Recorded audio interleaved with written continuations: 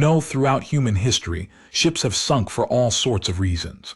Storms, icebergs, warfare, mechanical failures. But what if I told you that one vessel went down because the captain completely misunderstood a joke? Not a storm, not a collision. A simple joke that spiraled into one of the most bizarre maritime disasters ever recorded. And before you think this sounds too absurd to be true, everything I'm about to share with you comes from actual maritime records and witness testimonies that still baffle historians today. The year was 1875, and the world of shipping was undergoing a dramatic transformation.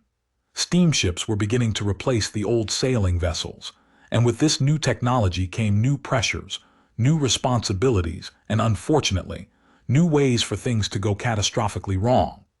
Our story centers on a British cargo steamer called the SS Vanguard, a vessel that was neither particularly famous nor notorious, just another working ship carrying goods across the Atlantic.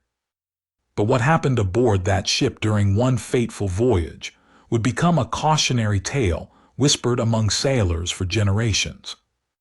Captain Edmund Worthington was a man of rigid discipline and unwavering routine.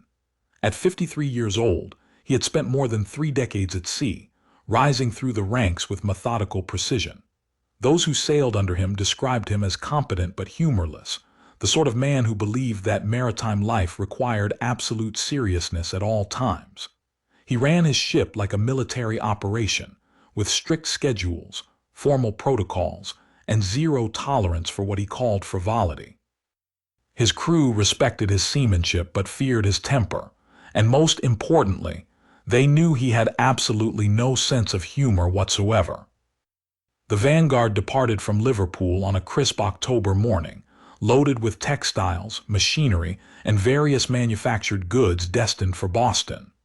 The crew of 42 men settled into their familiar routines as the ship steamed westward across the Irish Sea and into the open Atlantic. Among them was the first mate, a jovial Scotsman named Malcolm Reed, who was Worthington's complete opposite. Reed was beloved by the crew for his warmth and wit, often lightening the mood during long watches with stories and gentle jokes. The two men had sailed together for nearly 5 years, and while their personalities clashed, they maintained a professional working relationship built on mutual respect for each other's competence. Now, here's where our story takes its first strange turn. During the 3rd day at sea, the weather began to deteriorate. Nothing catastrophic, mind you, just the kind of rough conditions that experienced sailors take in stride. Heavy swells rolled beneath the Vanguard's hull, and a persistent drizzle reduced visibility across the gray Atlantic. Captain Worthington, ever the perfectionist, became increasingly focused on navigation, spending hours in the chart room calculating their position and recalculating their course.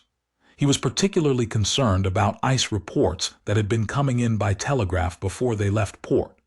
Several ships had reported unusual ice movements further north, and though the Vanguard's route should keep them well clear, Worthington was taking no chances. That evening, as darkness fell and the temperature dropped, First Mate Reed stopped by the captain's cabin to deliver the evening log entries. The two men reviewed the day's progress, and Reed mentioned that the crew was in good spirits despite the rough weather.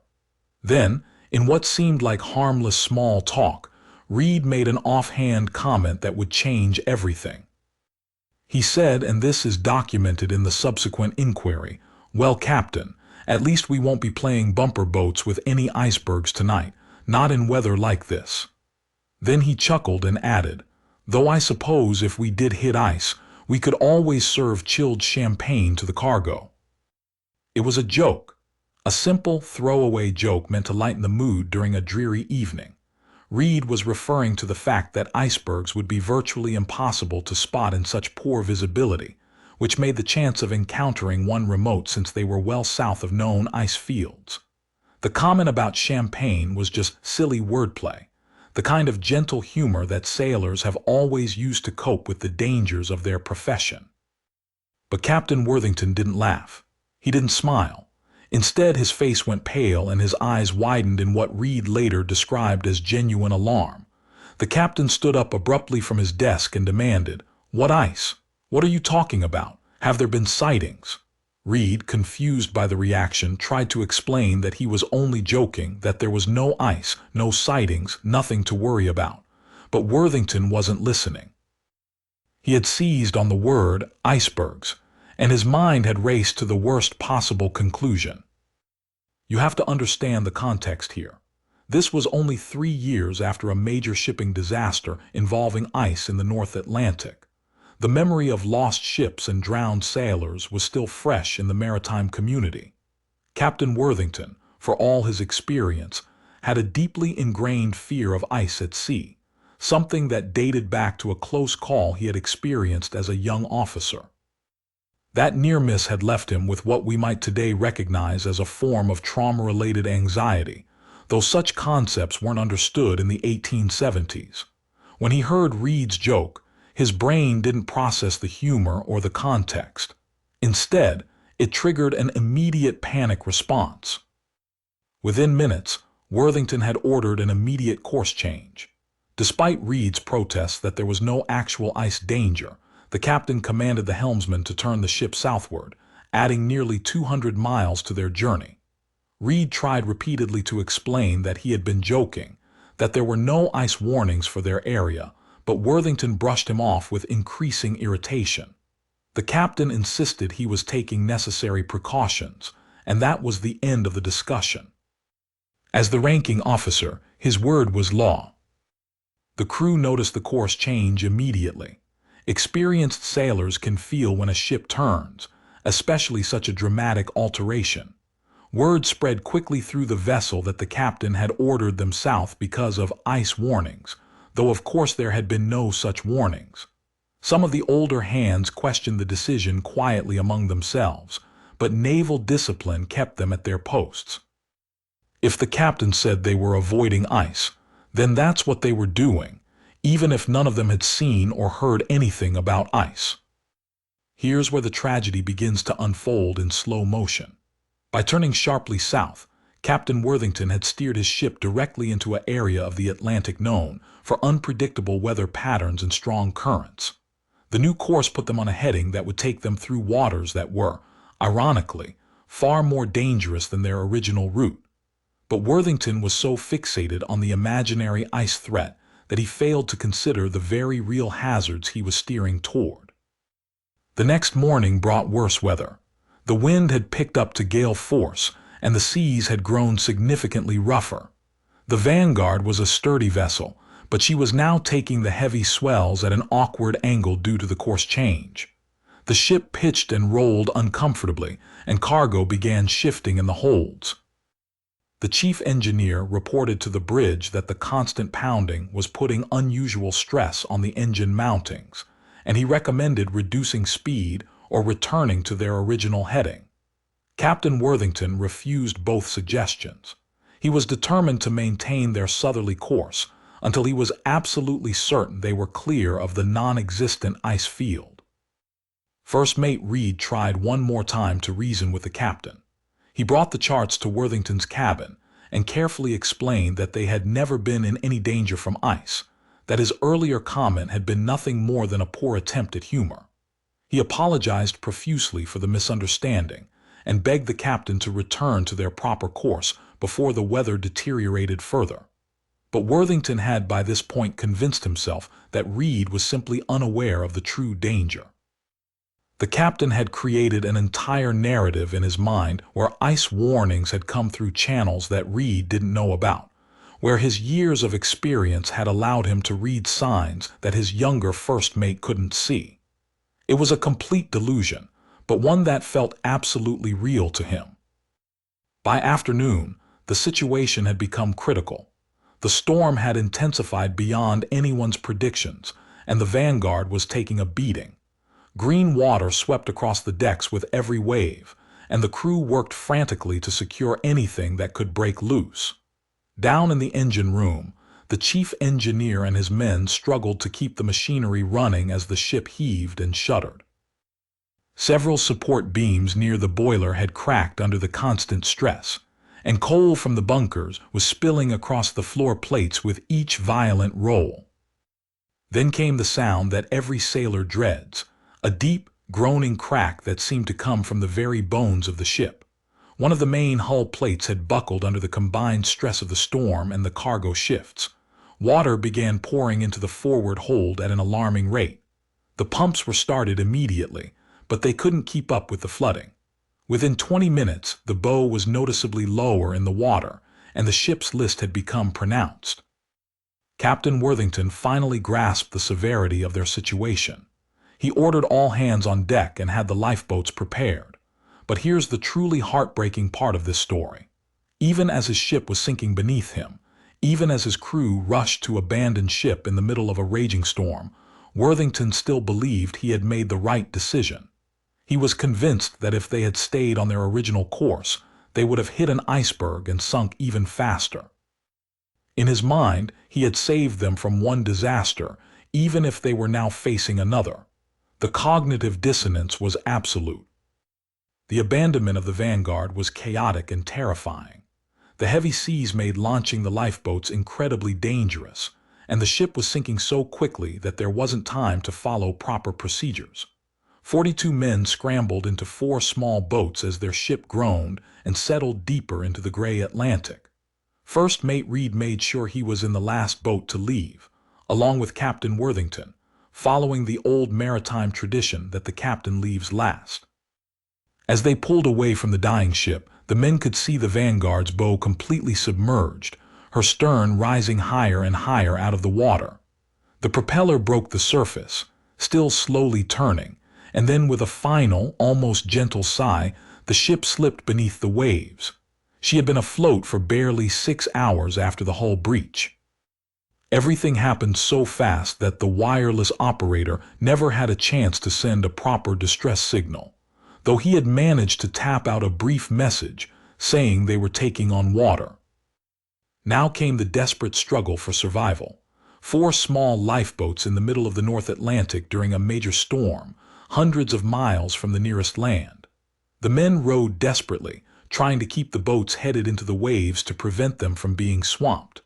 Rain lashed down, and the temperature continued to drop. Several men were already suffering from exposure, having had no time to grab warm clothing before abandoning ship. They belayed constantly, throwing water over the sides with hats, boots, anything they could use. The boats became separated during the night. The storm's fury seemed endless, and the exhausted sailors could do nothing but hold on and pray. When dawn finally broke, gray and cold, only 2 of the 4 lifeboats were still visible to each other.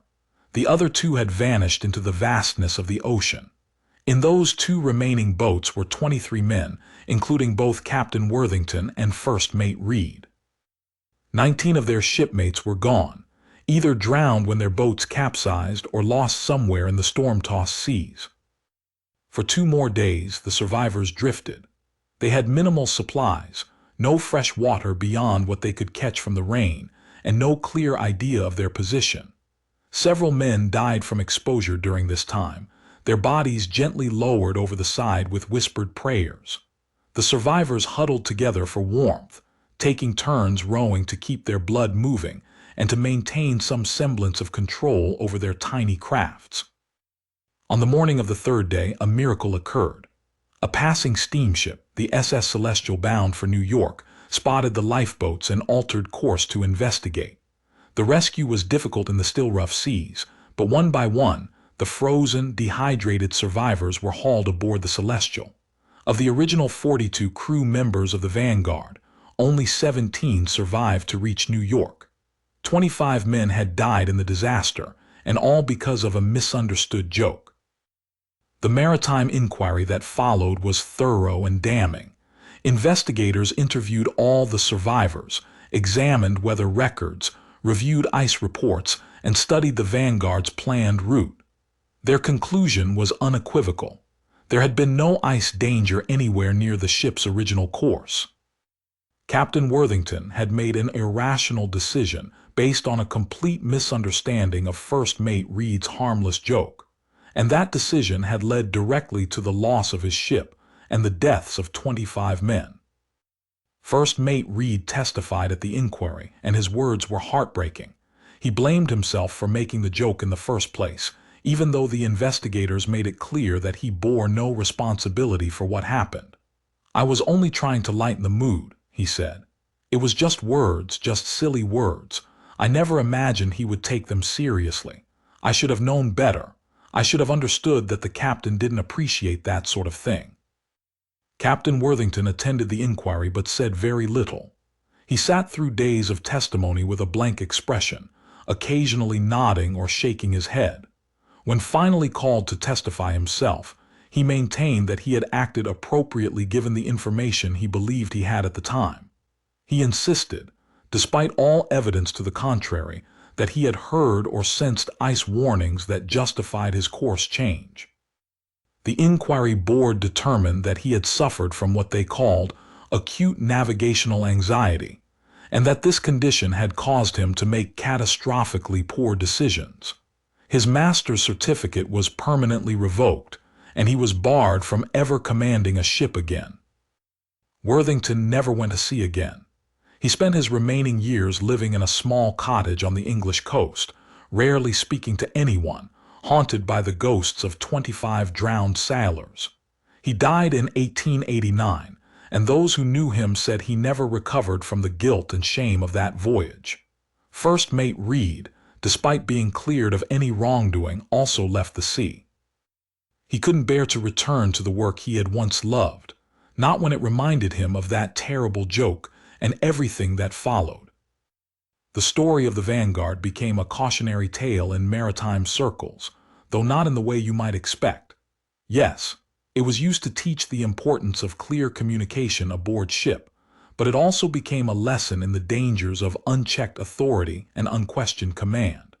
If more of the crew had felt empowered to question the captain's irrational decision, if there had been better protocols for challenging unsafe orders, perhaps the tragedy could have been avoided.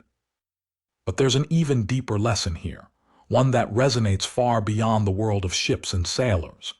This disaster happened because one man's fear overrode his reason, and because that fear made him unable to hear the truth even when it was being shouted in his face.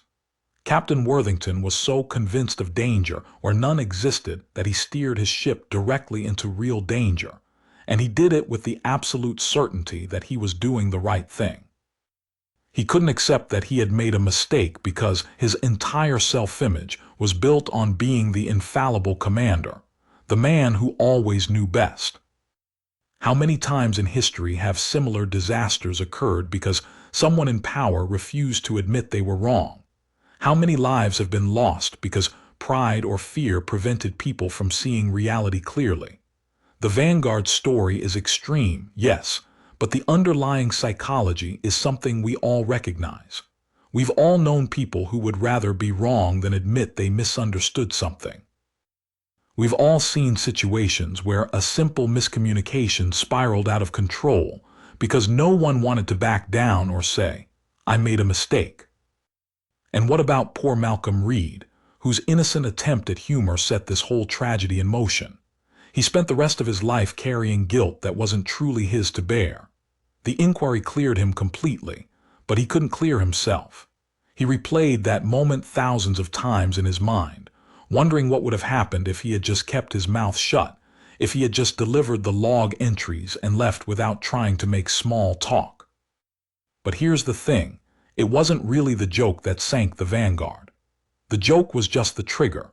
The real causes ran much deeper, into Worthington's unaddressed trauma, into the rigid hierarchical structure that prevented subordinates from effectively challenging dangerous decisions, into the communication failures that allowed a misunderstanding to persist even when clarification was attempted multiple times.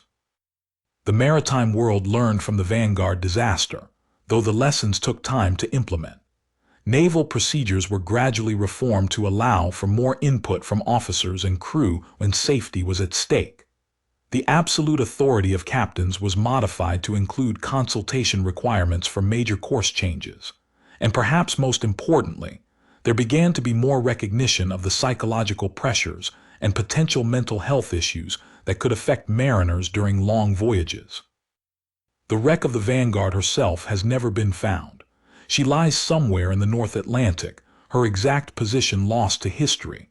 The cargo she carried, the textiles and machinery meant for Boston, rest with her in the dark deep. And with them rest the bodies of 19 sailors who went down with the ship or died in those desperate hours in the lifeboats. They deserved better. They deserved a captain who could distinguish between a joke and a genuine warning, who could admit when he was wrong, who could put the safety of his crew above his own pride. So the next time you hear someone say, "It was just a joke," or "It was just a misunderstanding," remember the Vanguard. Remember that sometimes the smallest miscommunications can have enormous consequences, especially when they occur in high-stakes situations between people of vastly different power levels. Remember that the ability to admit you were wrong, to say, "I misunderstood," to change course when new information comes to light, these aren't signs of weakness but of wisdom. Captain Worthington lacked that wisdom, and 25 men paid the price with their lives. That's the real story of the ship that sank because the captain misunderstood a joke. Not just a bizarre maritime tragedy, but a timeless lesson about pride, fear, communication, and the terrible things that can happen when we let our egos override our common sense. The sea keeps its secrets, but history remembers its lessons, if only we're willing to listen.